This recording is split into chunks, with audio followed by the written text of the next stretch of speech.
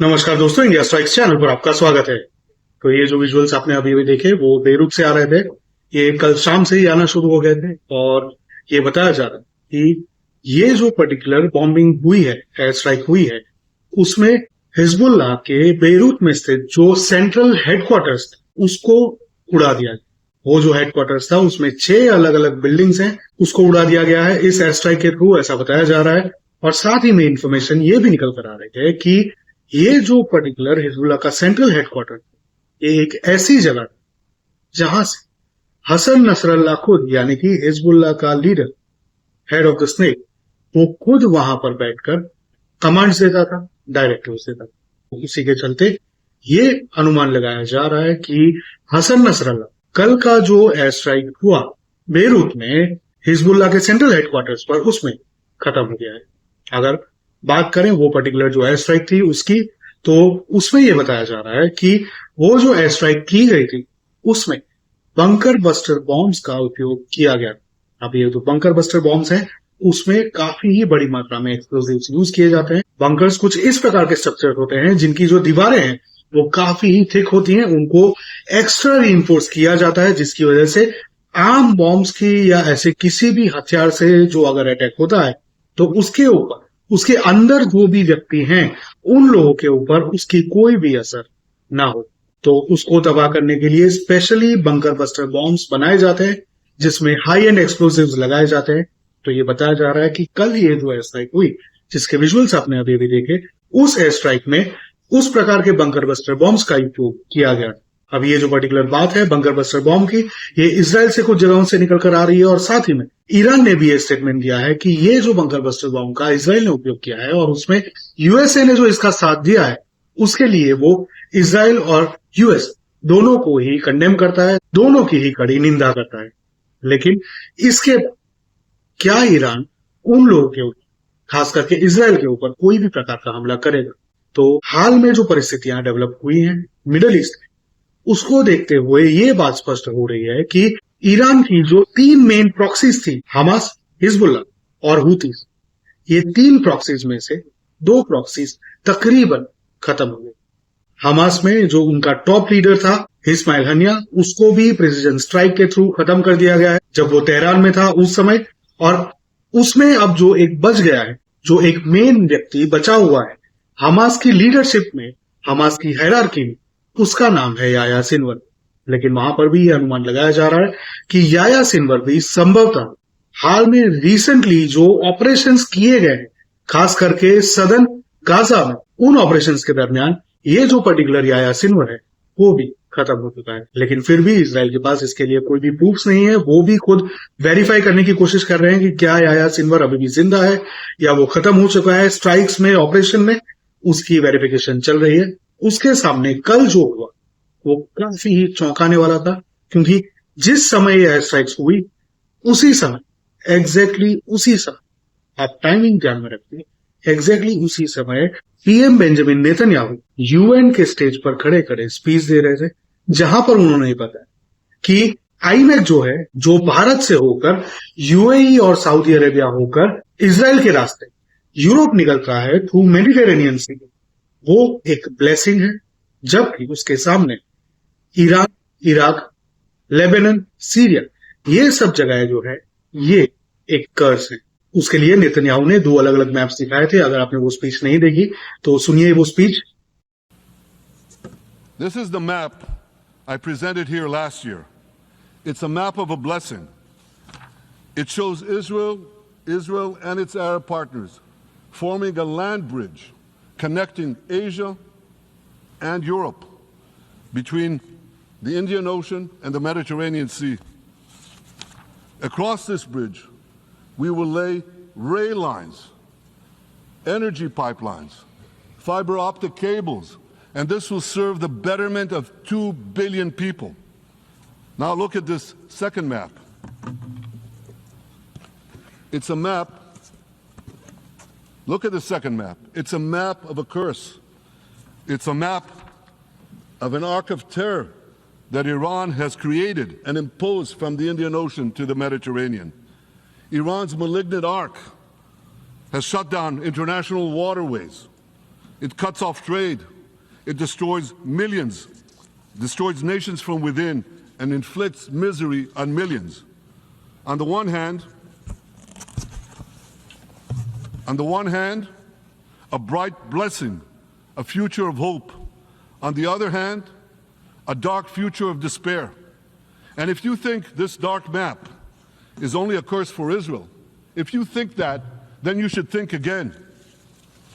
Because Iran's aggression, if it's not checked, will endanger every single country in the Middle East and many, many countries in the rest of the world.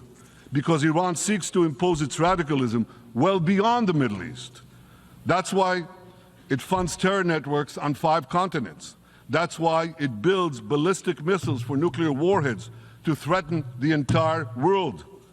तो जैसे कि आपने देखा, Netanyahu ने खुद जब वो यूएन के स्टेज पर स्पीच दे रहे थे, तब ये जो आईमेक कॉरिडोर भारत द्वारा प्रपोज किया गया था ड्यूरिंग G20, उसको एक ब्लेसिंग बताया और उसके सामने दूसरा एक मैप दिखाते हुए ईरान, इराक, सीरिया, लेबनान, ये सब जो रीजन्स हैं उनको डार्क करके उनको दुनिया के लिए कर्ज बताया। तो उन्हीं के अगेंस्ट में, उसमें से खास करके लेबनान के अगेंस्ट में, जिसमें हिजबुल्ला 8 अक्टूबर से पिछले साल जिस दिन इसराइल के ऊपर हमला हुआ 7 अक्टूबर को हमास के द्वारा, उसके ठीक दूसरे ही दिन से हिजबुल्ला कॉन्स्टेंटली हमले करते आ रहा था। इसराइल ने कई सारी बार वार्निंग्स दी और कई बार एयर स्ट्राइक्स और टारगेटेड अटैक्स के थ्रू ये भी बताने की कोशिश की कि ज्यादा अगर आप अग्रेसिव होते हैं तो वे लोग इसका प्रत्युत्तर देंगे, लेकिन फिर भी हिजबुल्ला नहीं समझा।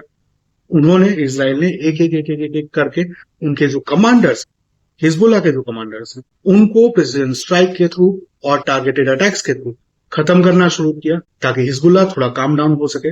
लेकिन फिर भी हसन नसरल्ला की लीडरशिप, हिजबुल्ला कॉन्स्टेंटली इसराइल के ऊपर हमले करते जा रहा था और अंत में ये बताया जा रहा है कि अल्टीमेटली ये जो डिसीजन लिया गया हसन नसरल्ला को खत्म करने का, उसके पहले इसराइल को ये इंटेल मिली थी, ये इंफॉर्मेशन मिली कि जिस प्रकार का हमला हमास ने 7 अक्टूबर को किया था, जिसमें 1200 इजरायली मारे गए थे और कई सारे लोगों को, कई सारे इजरायलीज को किडनैप करके गाजा में ले जाया गया था, जिसमें से कई सारे अभी भी गाजा में हैं, रखे गए एज हॉस्टेजेस, बंधक बनाकर।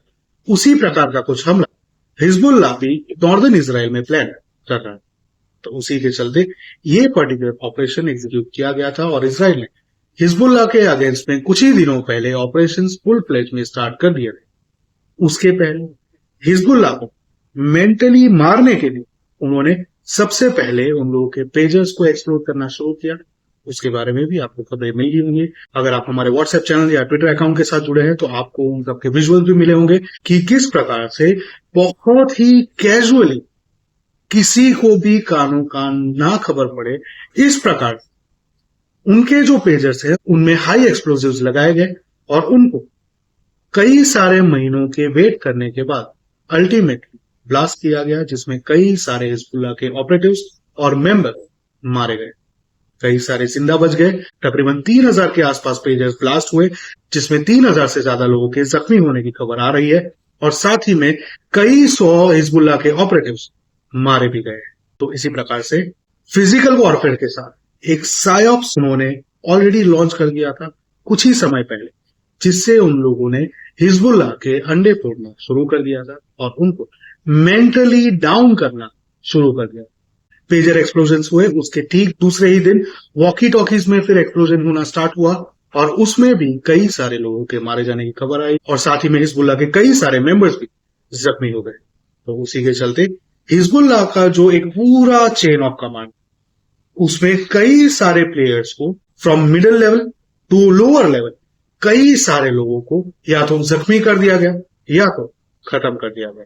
और इस प्रकार से इजराइल ने बहुत ही बड़ी फौज के सामने ऑपरेशन शुरू किया और सबसे पहला ऑपरेशन था एक psyops along with an intelligence operation. उसके बाद उन्होंने स्टार्ट किया एक्चुअल ऑपरेशन, मिलिट्री ऑपरेशन, जिसमें उन्होंने एयर स्ट्राइक्स करना स्टार्ट किया टारगेटेड लोकेशंस पर। उन्होंने आइडेंटिफाई किया कि कौन कौन सी जगह पर हिजबुल्ला के ऑपरेटिव्स छुपे हुए हो सकते हैं, कहां कहां पर उनके बेसेस है।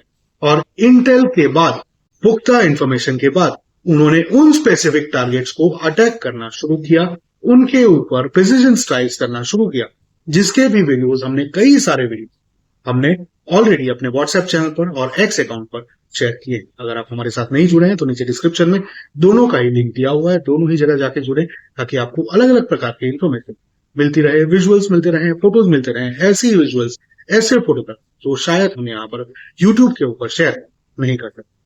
तो इसी प्रकार से बहुत ही स्ट्रेटेजिकली, बहुत ही सोच समझ इजराइल ने बहुत ही एफिशिएंटली और बहुत ही शॉर्ट टाइम में हिजबुल्लाह को पूरी तरह से साफ कर दिया है। और अल्टीमेटली ये बताया जा रहा है कि हिजबुल्लाह के जो टॉप कमांडर्स थे, उनकी हायरार्की, उसमें से ज्यादातर लोग खत्म कर दिए। तो उसी के चलते हाल में हिजबुल्लाह नियरली हैंडीकैप हो चुका है। जिस तरह की खबरें निकल कर आ रही हैं कि हसन नसरल्लाह, जो कि head of the snake, who is head of Hezbollah, जिसके कमांड से ये सभी, उनके जो सभी प्यादे थे वो चलते थे, उसको भी कल की एयर स्ट्राइक पे खत्म कर दिया गया है। जैसे कि आपने विजुअल में देखा स्टार्टिंग में, तो आने वाले समय में देखना होगा कि किस तरह से ये ऑपरेशन जाते हैं। क्या आपको लगता है कि इजराइल अब एयर स्ट्राइक करना बंद कर देगा? तो जवाब है नहीं। कुछ हिजबुल्लाह के टॉप कमांडर्स और कुछ लोग अभी भी बचे हुए हैं, और ऐसी जगह है जहां पर वेपन्स को स्टोर किया गया है, ऐसी कई सारे लोकेशंस अभी भी बाकी हैं, अभी भी लाइव है। तो उन जगहों के ऊपर प्रिसीजन स्ट्राइक के थ्रू अटैक्स करना अभी भी चालू है। आज सुबह ही विजुअल्स आए हैं, नए विजुअल्स, जहां पर बेरूत में और कुछ अन्य जगहों पर एयर स्ट्राइक किए गए।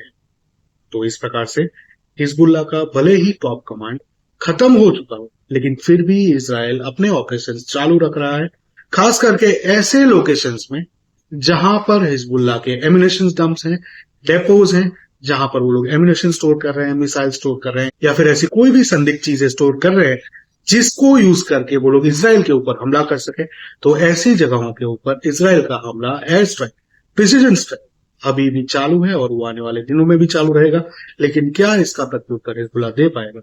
तो इसके लिए एक बहुत ही बड़ा क्वेश्चन मार्क अब खड़ा हो गया है, क्योंकि हसन नसरल्लाह खत्म हो गया है, इस प्रकार की बातें आई हैं, और उसका जो सेकंड इन कमांड था, जो उसका सक्सेसर बनने वाला था, वो भी खत्म हो गया है, इसका कंफर्मेशन आया है। तो उसी के चलते हिजबुल्लाह को लीड करने वाला हाल में ऐसा कोई भी नहीं बचा है, और आईआरजीसी भी काइंड ऑफ बैकफुट पे है। जिस तरह से उसके भी जो ऑपरेटिव्स थे, उसके भी जो मेंबर्स थे, जो कमांडर्स थे, जो इन प्रॉक्सीज को कंट्रोल करते थे, उनको डायरेक्टिव्स देते थे, उनको स्ट्रेटेजीज प्रोवाइड करते थे, आईआरजीसी यानी कि इरानियन रिवोल्यूशनरी गार्ड कोर, यानी कि इरानियन रेजिम का एक प्यादा मिलिट्री पार्ट, एक आर्म्ड विंग, उसके जो कमांडर थे, आईआरजीसी के जो कमांडर थे, उनको भी ज्यादातर इजराइल ने प्रिसीजन स्ट्राइक के थ्रू खत्म कर दिया है। तो हाल में ईरान से भी इन लोगों को डायरेक्टिव मिलने में बहुत ही दिक्कत होने वाली है, और साथ ही में हाल में कोई भी ऐसा कमांडर नहीं बचा है जिसको हिजबुल्लाह पेजर देना चाहता था, जो इतना इंपॉर्टेंट था, जिसको पेजर दिया जा सकता था। ऐसे लोग बहुत ही कम बचे हैं। तो उसी के चलते हिजबुल्लाह रिटेलिएटरी स्ट्राइक करेगा या नहीं, ये एक बहुत ही बड़ा क्वेश्चन है। थोड़ी बहुत घटनाएं हो सकती हैं, क्योंकि पूरी तरह से ये खत्म नहीं होंगे, ये फिर से उठेंगे, लेकिन इसके लिए एक बहुत ही लंबा टाइम लगने वाला है। ये जो हिजबुल्लाह है, उसको भी खड़ा करने के लिए 18 से 20 साल तकरीबन लग गए। तो इसी प्रकार से आने वाले समय में इजराइल की जो स्ट्राइक्स हैं इन Lebanon, in specific locations in Lebanon, वो कंटिन्यू रहने वाली हैं जब तक उनको ये श्योरिटी नहीं मिल जाए कि जो भी वेपन्स इजराइल के अगेंस्ट में वे लोग यूज करने वाले थे, वो सभी वेपन्स डिस्ट्रॉय हो चुके हैं, और इजरायलियों को नॉर्दर्न इजराइल में वापस जाके उनके घरों में बसाया जा सकता है safely, securely, without any threats from Lebanon. तब तक ये लोग ऑपरेशन चालू रखेंगे, तब तक हमले चालू रखेंगे। तो आने वाले समय में देखना होगा किस तरह से डेवलपमेंट होते हैं, किस तरह से मिडिल ईस्ट में सिचुएशन चेंज होती है। जैसे जैसे अपडेट्स आएंगी हम आपके साथ जरूर शेयर करेंगे। आपको ये खबर सुन के कैसा लगा था, आप क्या सोचते हैं इसके बारे में, और मिडिल ईस्ट का जो भविष्य है, साथ ही में आईमेक का जो भविष्य है, उसके बारे में ये हमें कमेंट में जरूर बताएं।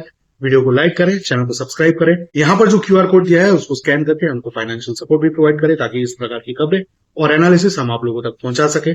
साथ ही में नीचे डिस्क्रिप्शन में यूपीआई आईडी भी है और बैंक डिटेल्स भी है, तो अगर आप चाहें तो उसको भी एक्सेस करके उसके थ्रू भी हमको फाइनेंशियल सपोर्ट प्रोवाइड कर सकते हैं। मिलेंगे अगली खबर में, तब तक के लिए जय हिंद, हर हर महादेव।